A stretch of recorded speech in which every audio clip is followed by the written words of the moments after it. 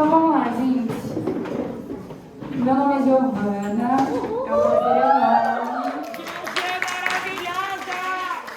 É um prazer enorme estar com vocês aqui essa noite. Para quem não me conhece, eu hoje trabalho na Secretaria do TM, eu sou aluna do TM também, mas eu fiz CLJ, não cheguei a fazer CLJ, eu fiz CLJ. E hoje eu vim trazer uma mensagem para vocês. Mas vamos orar primeiro para o Senhor falar aos nossos corações e usar a minha vida nessa noite.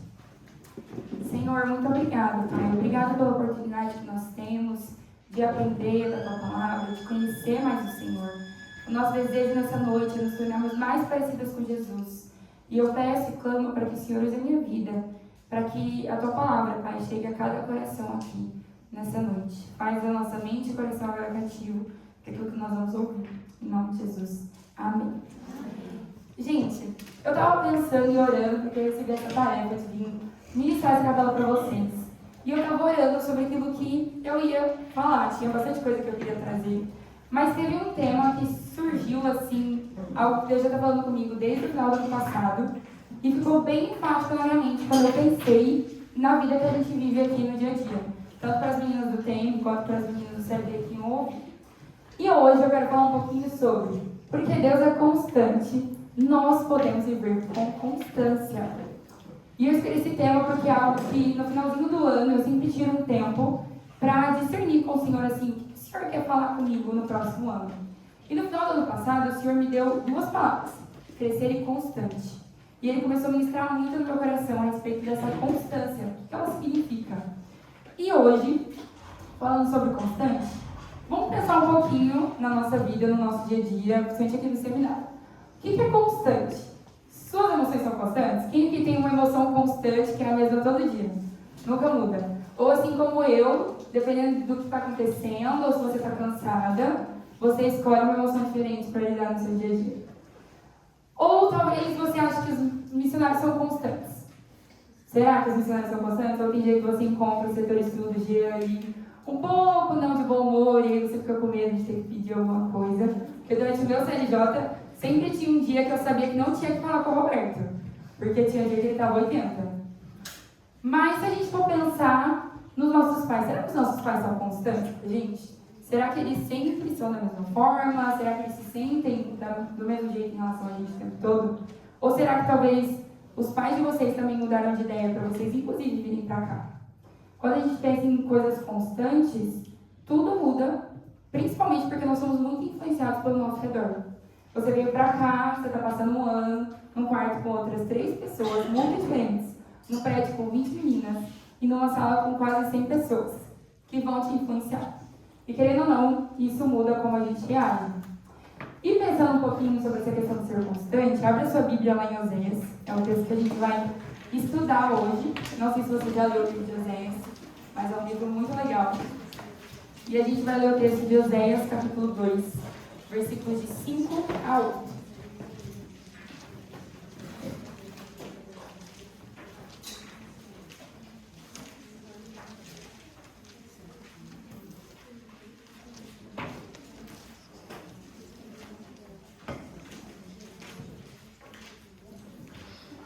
Esse é um pouquinho difícil de achar, porque está bem lá no meio dos profetas. Mas quem achou também pode acompanhar ali na tela que a gente vai ver. Capítulo 2 de Oséias, então, versículos 5 a 8, diz o seguinte: a mãe deles foi infiel, engravidou deles e está coberta de vergonha. Pois ela disse: irei atrás dos meus amantes que me dão comida, água, lã, linho, azeite e bebida. Por isso, bloquearei o seu caminho com espinheiros. Eu a cercarei de tal modo que ela não poderá encontrar o seu caminho. Ela correrá dos seus amantes, atrás dos seus amantes, mas não os alcançará. Procurará por eles, mas não os encontrará. Então ela dirá: voltarei a estar com meu marido como no início, pois eu estava bem melhor do que agora. Ela não reconheceu que fui eu quem lhe deu o trigo, o vinho e o azeite, quem a cobriu de ouro e de prata, que depois usaram a cara bala.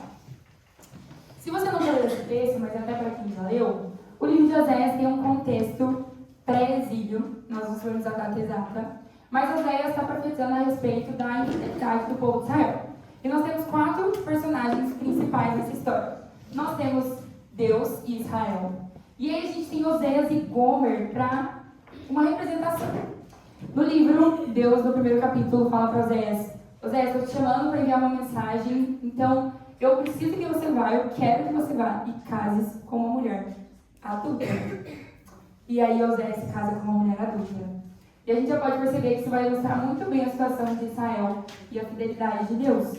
Porque quando a gente olha para o texto, Gomer era essa mulher adúltera, que o texto vai falar que o que ela fez? Ela foi infiel. Mas para a gente, então, aprender que Deus é constante, nós podemos ver com constância, a gente vai falar a primeira coisa, que é: os nossos desejos definem a nossa inconstância. Sim, o título da pregação é que Deus é constante, mas os nossos desejos definem a nossa inconstância. Quando a gente olha para o texto, no versículo 5, diz assim: a mãe dele se prostituiu, engravidou deles e está coberta de vergonha, pois ela disse: irei atrás dos meus amantes que me dão comida, água, lã, linho, azeite e bebida. Quando você lê o texto, você percebe que aqui fala sobre o desejo de Gomer. Ela desejava algumas coisas e ela foi atrás dos amantes que dariam essas coisas para ela. Quando Deus está falando, fazendo um paralelo com Israel, Ele está dizendo: o meu povo, por desejos e por querer coisas, foi atrás dos amantes para buscá-las. Quando a gente olha para os desejos de Gomer, o que ela desejava era errado? Se você for olhar, olha os motivos, olha os desejos, olha as coisas que ela queria, que o texto nos conta.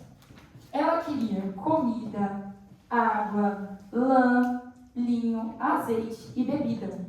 Coisas que você precisa até hoje. A comida, a água, o azeite e a bebida é para o corpo, para cuidar do corpo. E o linho e a lã provavelmente para fazer cobertores, para fazer roupa.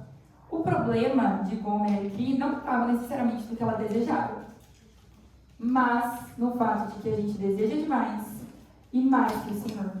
O maior problema no coração de Gomer e de Israel, que o Senhor está falando aqui nesse texto, é porque o desejo por coisas boas se tornou superior ao desejo pela presença do Senhor e pelo próprio Deus.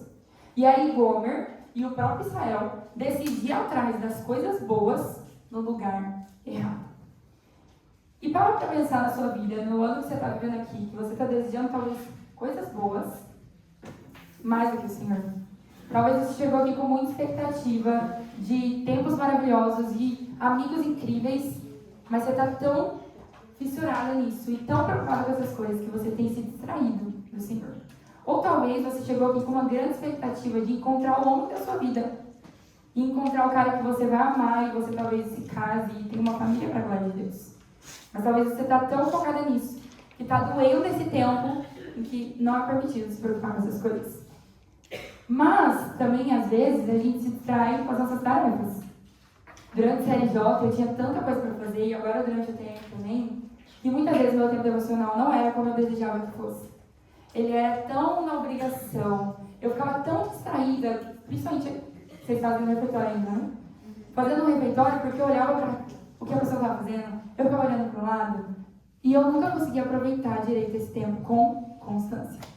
E eu ficava muito frustrada, mas eu percebi que muitas vezes o meu desejo por só cumprir a obrigação era o que estava me distraindo. Então a gente precisa reconhecer que os nossos desejos nos governam e que muitas vezes aquilo que a gente deseja não é o errado, mas porque a gente deseja demais e mais do que o Senhor. Quando a gente olha para essa questão dos desejos, talvez quando você está passando por esse momento de entrar em crise com a sua inconstância, de perceber que você é inconstante por aquilo que você deseja, você decide então: eu preciso parar de amar essas coisas. Mas o coração humano foi feito para amar.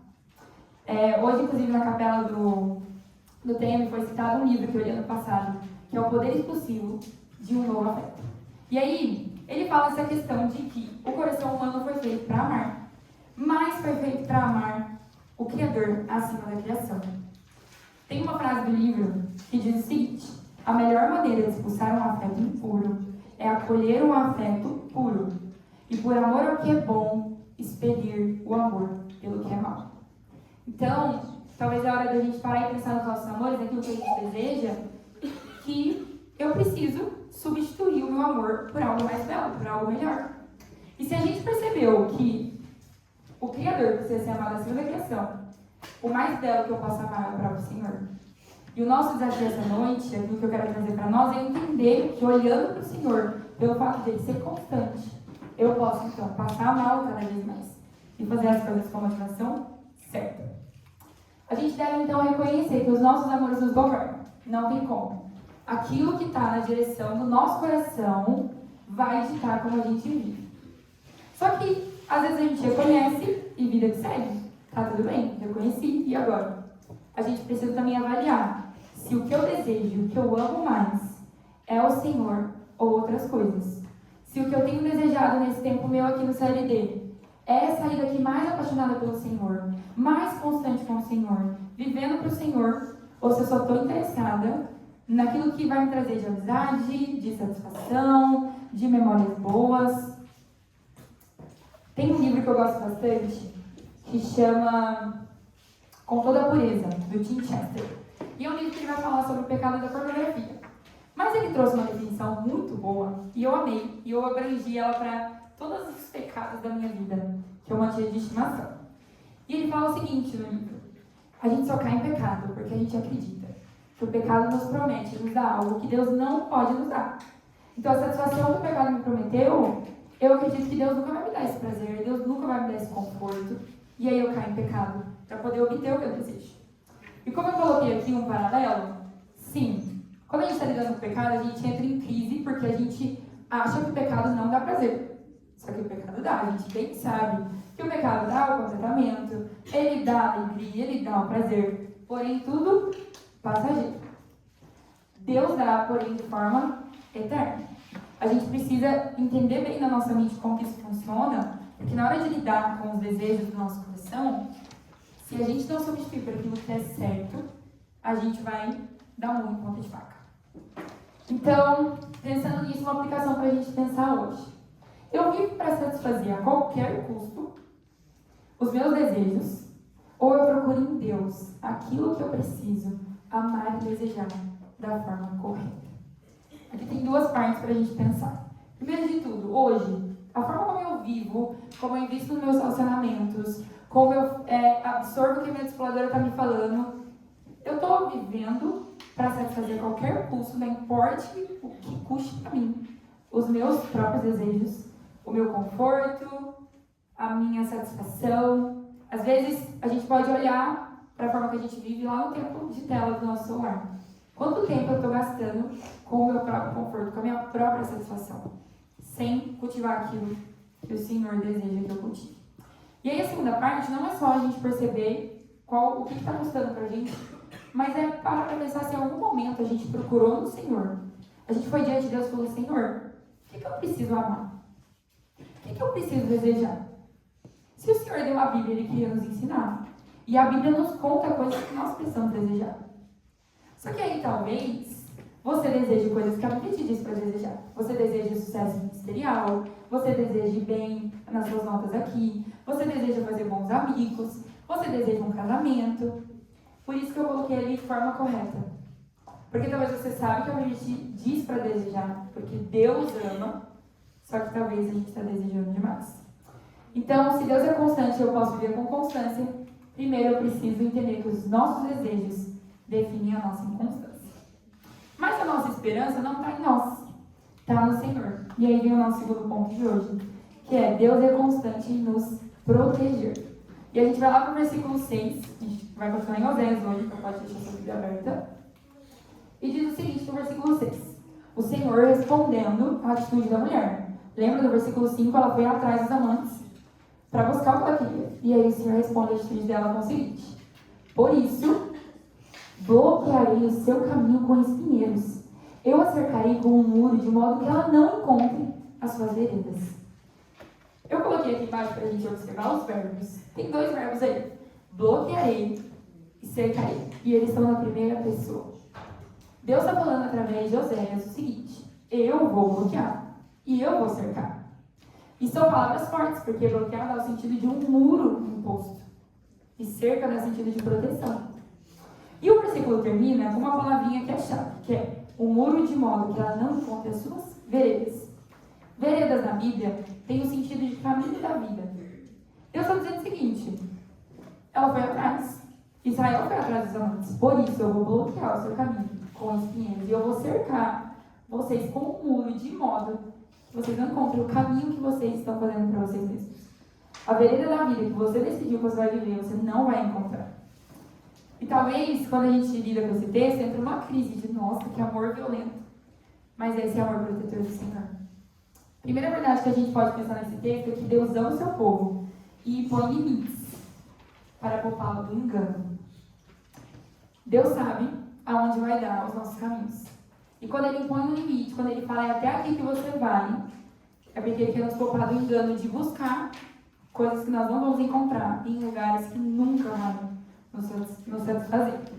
Mas quando diz que Deus ama o seu povo e por isso Ele impõe os limites, a gente pode perceber que Deus nos guia através desses limites, de forma constante. Então, diariamente, o Senhor instrui o seu povo através dos limites que Ele colocou da palavra. A palavra de Deus é o limite, por isso que a gente fala que é a nossa regra de fé e prática. Que ela é o limite até onde a gente deve ir. Ela diz pra gente o caminho que a gente deve viver. E então Deus nos guia de forma constante dentro desses limites. Deus não está deixando a gente solto e aí Ele vai orientando. Não, Ele impôs esses limites para nós. A palavra de Deus é esse limite. E a terceira verdade desse texto é que Deus nos limita, pois sabe que amamos de forma errada. Deus é aquele pai que Ele conhece tão bem o seu filho, Ele nos conhece tão bem, que Ele sabe que a gente deseja muitas vezes de forma errada. E aí Ele fala, agora eu preciso colocar um limite. É até aqui que você pode ir. No desejo do casamento, é até aqui que você pode ir. No desejo por amigos, é até aqui que você pode ir. No desejo por boas notas, é até aqui que você pode ir. Porque Ele sabe que nós amamos muitas vezes de forma errada. E às vezes a gente quer ser uma ovelha assim, nos braços do Senhor. A gente quer que Ele nos carregue no colo. Porque que maravilha se o Senhor nos carregar. Infelizmente, na verdade, felizmente, Deus nos quer como filhos maduros. Que não precisam ficar o tempo todo sendo carregados, mas que sabem seguir a voz do pastor. Quantas vezes Jesus usou esse exemplo das ovelhas que seguem a voz do pastor? E Deus quer que nós sejamos maduros para chegar a esse sentido de seguir a voz dele. E tem duas formas na Bíblia que eu identifiquei, e esse texto fala um pouco disso, e eu trouxe alguns textos de apoio, que Deus impõe limites e muros e cercas. Ele não está fazendo isso literalmente. Você não está andando e Deus coloca uma cerca aqui e você está vendo ela. Mas tem duas formas que Deus mostra até onde a gente pode ir. A primeira delas é através de direcionamento. Não precisa abrir, mas eu coloquei o texto ali de Salmo 139, 23 e 24, que é uma oração do salmista. E olha o que ele ora nesse texto, pedindo direcionamento do Senhor. Sonda-me, ó Deus, e conhece o meu coração. Prova-me e conhece as minhas inquietações. Vê se no meu caminho algo te ofende e dirige-me pelo caminho eterno.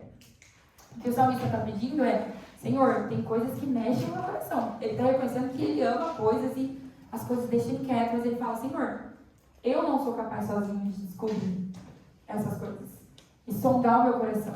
Mas o Senhor pode. Então, sonda o meu coração e conhece as minhas inquietações, prova as minhas inquietações. Só que ele continua. Ele não só fala, Deus, vem, sonda e conhece, mas ele fala, Senhor, eu preciso que o Senhor intervenha, porque sozinho eu não consigo. E ele fala, vê se no meu caminho algo te ofende. E eu acho muito forte essa oração, porque a gente não para pensar que muitos dos nossos amores ofendem o Senhor. Quando no momento de devocional a gente prioriza outras coisas, se distrai com outras coisas, ao invés de gastar tempo com o Senhor e entender que o próprio Deus, o Criador de todas as coisas, está ali conosco, a gente está na presença dele. Isso ofende o Senhor. Quando a gente peca, a gente ofende o Senhor. Quando a gente vive de forma egoísta, a gente ofende a santidade do Senhor. Então o salmista está confrontando aí o porquê ele está vivendo. Vê se há algo, Senhor, em mim que te ofende. E aí ele pede algo muito maravilhoso, que é, Senhor, já que no meu controle eu não estou dando conta, dirige-me pelo caminho eterno. E é isso que eu desejo que nós saímos aqui essa noite desejando, Senhor, me dirige, assume o volante. E aqui, essa palavra tem esse sentido de alguém que está no controle, não sou eu. Não é uma versão melhor minha no controle. Ah não, Senhor, eu vou me tornar uma versão mais madura, uma versão melhor, porque aí eu posso dirigir a minha vida e aí eu dou um bom testemunho.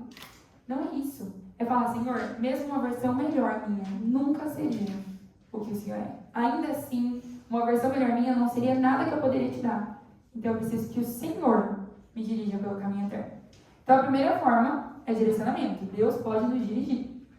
Mas a segunda é através de disciplina. E eu acho que essa dói bastante. Você tem uma discipuladora, você tem um quarto, você tem amigos, você tem seus pais. E muitas vezes nós somos disciplinados pelas pessoas. Ou até mesmo seu devocional. Às vezes você está lá fazendo seu devocional tranquilinho aí uma disciplina do Senhor de tipo, por que você está vivendo assim? Por que você está vivendo isso? E aí tem o texto de Hebreus 12:6. Eu amo esse texto. E eu trouxe ele para a gente pensar um pouquinho. Fala assim: pois o Senhor disciplina quem ama e castiga todo aquele a quem aceita como filho. Se você for ler esse capítulo depois de Hebreus, gente, é lindo Deus falando o seguinte: se você é meu filho, você é disciplinado. Se você não é disciplinado, talvez você seja um filho legítimo. O autor de Hebreus deixa isso muito claro. Deus disciplina o filho a quem ama. Não tem como você dizer, eu sou crente, eu sou filho de Deus. Aí alguém te pergunta, o que Deus anda falando no seu coração, te disciplinando, te ensinando? Não, tá tudo bem tranquilo. Não tem nada assim específico que Deus está me disciplinando. Porque Deus disciplina a quem ama. E todas nós temos muita coisa para ser tratada. E aí duas formas, né? Então, o primeiro direcionamento é algo que eu vou orar pedindo para o Senhor fazer comigo. Só que a disciplina às vezes vai envolver outras pessoas. Vai ferir o nosso ego, vai tratar o nosso orgulho. Mas a gente olha para esse texto e percebe que é a forma como Deus decidiu nos ensinar. Então a gente precisa compreender os limites do Senhor, os muros e cercas de proteção impostos por Ele, como são. Amor. Falta um R aqui, olha. É amor. E não pulá-los de forma descontente. Eu coloquei essas ovelhinhas porque parece engraçado, mas às vezes é assim que a gente está agindo com o Senhor. O Senhor colocou um limite, a gente sabe até onde a gente pode ir, mas a gente decide pular. Porque a gente está descontente. E eu coloquei essa palavra aqui. O nosso contentamento tem a ver com aquilo que a gente ama. Mas se a gente não ama o Senhor acima das outras coisas, a gente ama Ele abaixo das outras coisas, o nosso amor por Ele não consegue nos deixar 100% contente. E aí a gente começa a ficar descontente, porque aquilo que a gente ama acima do Senhor, a gente talvez não tenha, ou não nos satisfaz 100%. Uma coisa para a gente pensar. Eu consigo perceber a bondosa mão de Deus me conduzindo de volta e me direcionando para o caminho eterno? Ou quando as coisas acontecem, eu fico desesperada, não entendendo onde está vindo, é só a maldade do mundo? Ou eu consigo parar e pensar, nossa, é o Senhor, com a mão bondosa dele, me conduzindo de volta. Ele está impondo o limite. Glória a Deus por isso. Será que você consegue hoje pensar? A gente já está aqui, mês 5, você já está aqui há 4 meses, pelo menos. Acho que 3, na verdade. Para pensar nas disciplinas que Deus já fez com você, na forma como Ele tem te ensinado, no que Ele tem te feito discernir. Você consegue agradecer hoje e falar, Senhor, obrigada, porque foi a sua bola da mão? Ou talvez você se percebe totalmente satisfeito de falar, Senhor, eu acho que eu não estou entendendo de verdade que é a vontade do Senhor. Então, se Deus é constante, nós podemos aprender com constância. Primeiro, a gente entende que os nossos desejos definem a nossa inconstância. E segundo, Deus é constante em nos proteger. E aí nós vamos para o nosso terceiro ponto, que é romper com nossa inconstância envolve arrependimento. Já entendi que eu sou inconstante por causa daquilo que eu amo, mas porque o Senhor me protege e eu posso olhar para isso e agradecer, eu posso amá-lo acima das outras coisas. Mas romper com a nossa inconstância envolve arrependimento. Não tem como eu decidir não ser inconstante e não me arrepender. E arrepender naquele sentido da palavra mesmo, de você ir diante do Senhor e falar, Senhor, me perdoa porque eu tenho sido avarenta, egoísta, eu tenho me distraído com todas as outras coisas. Chegar diante do Senhor e abrir o seu coração. E aí quando a gente olha para esse texto do versículo 7, também de Oséias, que a gente está estudando, diz o seguinte, ela correrá, né, a mulher de Israel, ela correrá atrás dos seus amantes, mas não os alcançará. Procurará por eles, mas não os encontrará. Então ela dirá, irei e voltarei ao meu primeiro marido, pois eu estava bem melhor do que agora. Olhando para esse texto, Deus, respondendo à atitude da mulher de buscar os amantes, ele pôs limites. E aí os limites de Deus são eficazes. A gente brincou, eu coloquei ali a ovelhinha pulando, mas os limites de Deus funcionam. E aí o texto nos conta que ela ia correr atrás dos amantes, mas não os alcançaria. Procurará por eles, mas não os encontrará. Olha a sede que a gente tem de tantas satisfazer nossos desejos que a gente procura e não acha. Só que aí o Senhor diz que a gente precisa ter uma atitude em resposta a não encontrar os nossos amantes. A gente precisa fazer como essa mulher fez. Irei e voltarei ao meu primeiro marido, pois ele estava bem melhor do que agora. A mulher volta para Oséias, Gomer volta para o esposo dela, para Oséias, e Israel vai voltar para o Senhor quando perceber que estava bem melhor do que antes.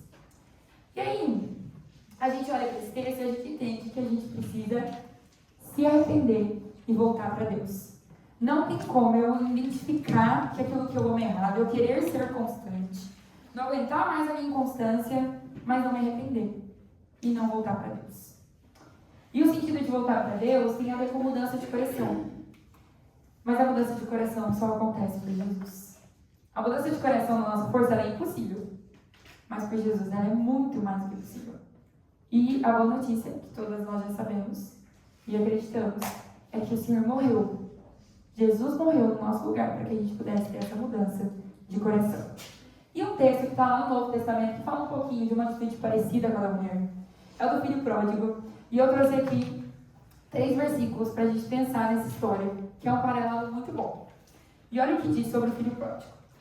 Caindo em si, disse: quantos empregados do meu pai têm comida com fartura, e eu aqui morrendo de fome?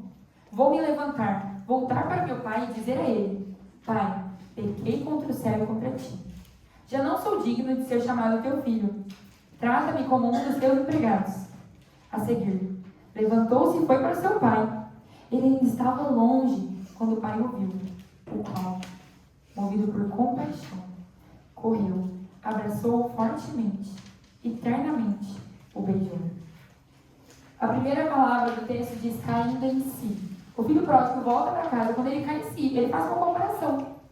Ele para e pensa: nossa, os empregados do meu pai estão vivendo melhor, então eu acho que eu vou voltar. E comparando, ele decide tomar uma atitude. Não adianta só a gente comparar, e quantas vezes a gente compara? Nossa, assim que eu me converti, eu vivia tão bem com o Senhor, eu amava tanto o Senhor, mas agora parece que eu amo muito mais as outras coisas. Nossa, antes de eu chegar aqui, meu tempo devocional era tão bom, mas agora parece que eu só faço por obrigação.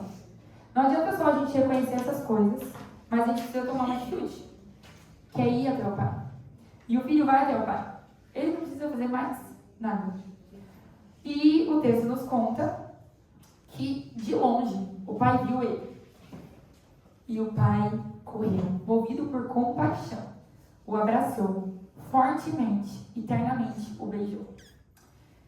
E aqui é uma parábola que Jesus está contando, mas tem um texto, lá em João 6,37, que conta que esse é o coração do Pai. E esse é o coração de Jesus. Diz o seguinte: todo aquele que o Pai me der, virá a mim. E eu jamais rejeitarei aquele que vier a mim. Jesus está falando: todo aquele que o Pai me der e vir até mim, que virá até mim, eu jamais rejeitarei. Quando você olha para esse texto no original, é uma dupla negação, é nunca mesmo, não. Jesus está dizendo: não importa se você vir, se o Pai me der e você vir, eu não vou te rejeitar. E aí o livro Manso e Humilde, não sei quantas de vocês já leram esse livro ou conhecem, tem um capítulo que fala sobre esse versículo, trabalha ele somente. E tem uma frase que eu anotei para falar aqui para vocês, que diz o seguinte: com Cristo, pecados e fraquezas são justamente as qualificações em nosso currículo que permitem nos achegarmos a Ele. Nada a não servir é necessário, pela primeira vez na conversão e 1000 vezes mais depois, até que estejamos com Ele na morte. Talvez a gente percebeu até agora aqui, nessa capela, tá, eu tô amando as coisas demais, eu preciso voltar, mas a gente vai sair daqui e falar: e agora o que eu faço? E o convite de Jesus é: vem. Não importa como, vem, decida vir, porque Ele jamais vai rejeitar. Alguém pode me tirar o microfone que eu quero dar um exemplo? Não, na verdade, todo mundo está me ouvindo? Até aí atrás? Tem um exemplo que eu gosto bastante, inclusive, para aconselhar em questão de disciplinas espirituais. Obrigada. Esse aqui é Deus. E esse dedo aqui somos nós. Quando a gente está no relacionamento com Deus, a gente está olhando para o Senhor, está tudo maravilhoso, a gente está fazendo a nossa devocional bem, a gente está aprendendo com o Senhor, só que a gente começa a se distrair com o que está ao redor e a gente decide olhar para trás. E a gente imagina que o que acontece é o seguinte: eu parei de fazer meu devocional, eu parei de orar, e aí eu me afastei e o Senhor me afastou. Mas a gente sabe biblicamente que o que acontece? Quando eu paro de olhar para o Senhor, isso acontece. O Senhor continua aqui. E eu só posso voltar porque se eu olhar para trás e eu olhar para o Senhor, eu consigo força suficiente, porque Ele está me atraindo para voltar. Esse é o Evangelho. Não tem como a gente olhar para a graça de Deus e achar que é diferente disso. A gente lê o texto, Deus está falando, todo aquele que vir. Ele falou, não importa a que distância você está. Talvez você olhe hoje e fale, nossa, mas eu estou longe demais, eu estou há 3 meses aqui e eu percebi que eu estou muito distraída. Não importa. Um dia, uma semana, 3 meses, 3 anos. O Senhor está falando que a gente pode dar meia volta e voltar, porque Ele permanece. E para a gente pensar nesse ponto eu me arrependo e volto para o Senhor quando eu me percebo vivendo, satisfazendo só os meus desejos, ao invés de priorizar o relacionamento com Deus. Me percebi que eu estou vivendo para satisfazer só o que eu quero, ao invés de priorizar o relacionamento com Deus, então eu não estou vivendo para o Senhor de verdade. E eu não estou falando só de tempo devocional, eu estou falando de tudo. O meu telefone, os meus momentos de descanso. Eu descanso para a glória de Deus, eu descanso porque eu preciso descansar. Porque eu estou muito cansada. O descanso é um princípio do Senhor. Mas tudo que a gente faz, a gente tem que fazer para agradar o Senhor. Para a glória do Senhor. E aí eu reconheço isso e eu me arrependo e volto. Ou eu só fico ali, esperando que alguma mágica aconteça. A coisa mais maravilhosa, o maior milagre que supera qualquer mágica aconteceu na cruz. Há 2000 anos atrás. E Ele nos possibilita voltar para trás. Voltar a priorizar o nosso relacionamento com o Senhor. Então, a gente está aprendendo que o Senhor é constante e eu posso viver com constância. Primeiro, os nossos desejos definem nossa inconstância. Segundo, Deus é constante em nos proteger. E terceiro, romper com a nossa constância envolve arrependimento. Preciso voltar para o Senhor. E agora a gente vai para o nosso quarto e último ponto dessa noite. Também o texto de Oséias, que diz: Deus é constante em graça por nós. Quando a gente olha para o versículo 8, que é o último versículo do texto, quando eu estava montando essa pregação, eu ia deixar ele de fora. Mas à medida que eu fui estudando o texto melhor, ele é crucial para a gente entender tudo que a gente coloca aqui. Que nós somos inconstantes por aquilo que nós amamos, Deus nos protege, e aí nós podemos nos arrepender. E aí o último versículo fala sobre essa constância de Deus em dar graça a nós. E olha o que o versículo diz. Diz o seguinte: ela, a mulher, não reconheceu que fui eu, o Senhor, quem lhe deu o trigo, o vinho e o azeite, quem lhe multiplicou a prata e o ouro, que depois usaram para Baal. O Senhor não só deu o que a mulher buscava, o trigo, o vinho e o azeite, como Ele multiplicou o que ela já tinha. Toda a prata e ouro que ela já tinha, o Senhor multiplicou. O Senhor não só dá o que a gente precisa, e às vezes o que a gente deseja, mas Ele multiplica aquilo que a gente tem. A nossa energia, a nossa alegria. Ele usa os nossos dons. Essa é a graça de Deus. Mas, assim como a mulher não percebeu que o Senhor deu e usou para ídolos, tem algo que às vezes passa batido por nós todos os dias. Que algum dia cativou o nosso coração a ponto de mudar a nossa vida. Mas todos os dias fica meio esquecido. Que é a graça de Deus, através de Cristo Jesus. E eu coloquei esse texto de Romanos, que eu acho que ele ilustra bem esse sentido da graça de Deus em ter nos dado Jesus. Que ele fala o seguinte: aquele que não poupou o seu próprio filho, mas o entregou por todos nós, como não nos dará graciosamente com ele todas as coisas? Olha a palavra que o Senhor coloca aqui nesse texto em Romanos. Aquele que não poupou. Deus não segurou. Talvez a gente lê o texto de Oséias e a nossa primeira reação pecaminosa é: nossa, Deus está privando a mulher de ter o que ela desejava. Olha o que o Romanos está falando. Deus não poupou, Ele não segurou, Ele não manteve para Ele. Mas, pelo contrário, olha o contraste, Ele entregou por todos nós. E aí o texto continua dizendo: como não nos dará graciosamente com Ele todas as coisas? E talvez o nosso foco nesse texto fique na última parte. Mas ela não é a mais importante. Porque todas as coisas que o Senhor poderia nos dar, ainda não é o que nós mais precisávamos, que é o Senhor Jesus. A gente precisa, então, compreender que constantemente Deus nos dá o que precisamos e que tudo vem dele. Acima de tudo, nos deu Jesus, que é o que nós mais precisamos. Quando a gente está pensando na salvação, por meio do Filho, por meio de Jesus, a gente tem um novo nascimento. E aí a gente pode viver continuamente em adoração constante a Ele.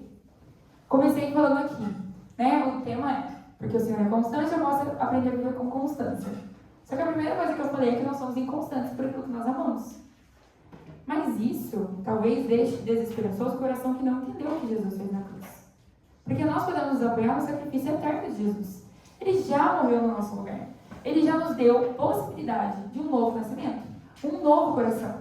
E viver em adoração constante.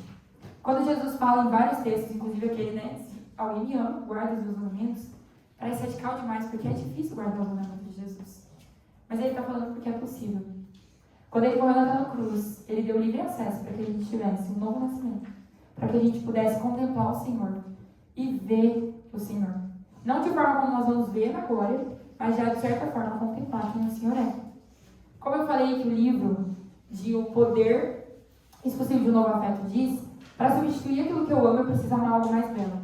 E o Senhor Jesus nos comprou esse direito de acessar a presença do Senhor, que é a coisa mais bela de todo o mundo. Quando eu penso, então, nessas realidades, Deus é constantemente fiel. Ele me protege, Ele está me poupando, Ele me procura, Ele me dá tudo que eu preciso. Talvez não tudo que eu quero, mas Ele me dá tudo que eu preciso. Ele me salvou. Como que eu respondo a isso? Talvez até agora você pensou, refletindo na sua vida até aqui, tudo que você está vivendo no CLD, no TN. Mas agora que você pense na sua atitude de pós-capela. Vou sair daqui, o que eu vou fazer com tudo isso que eu ouvi? Vou colocar no bolso e seguir a minha vida? Ou eu preciso responder de uma forma diferente? A gente colocou aquela música no começo e as meninas vão cantar de novo. Se quiserem fazer. É uma música que se tornou uma oração para mim nos últimos tempos. Porque se Deus é constante e nós podemos viver com constância, eu preciso que o Senhor me ajude. Eu quero ser constante. E não só com o Senhor. Porque o Senhor é constante, eu posso ser constante com Ele e com as pessoas. Eu posso ser constante com os meus amigos, com a minha discipuladora, com os meus pais. Eu não preciso ser movida pelo que eu sinto, pelo que eu desejo. A minha TPM não é minha. Porque o Senhor é constante. Nós podemos viver com constância. Queria que você tirasse agora um momento de oração. As meninas vão cantar essa música. Queria que você orar e quiser prestar atenção na letra de novo. É uma oração muito legal para a gente fazer e parar para pensar, Senhor, eu quero ir aonde o Senhor vai. Eu quero amar o que o Senhor ama. E tem uma frase muito forte que fala assim, não me deixe ter, se não me tiver. Será que a gente está disposto? Pode ser capela falar assim, Senhor, não me deixa ter o que eu estou buscando aqui, se o Senhor não me tiver primeiro. Se eu não sair daqui sendo sua, não me deixa ter aquilo que eu tanto quero para mim. Então vamos tirar esse tempo de oração. Na hora que a música terminar, eu vou orar por nós. E muito obrigada por essa oportunidade de ter falado sobre isso essa noite com você.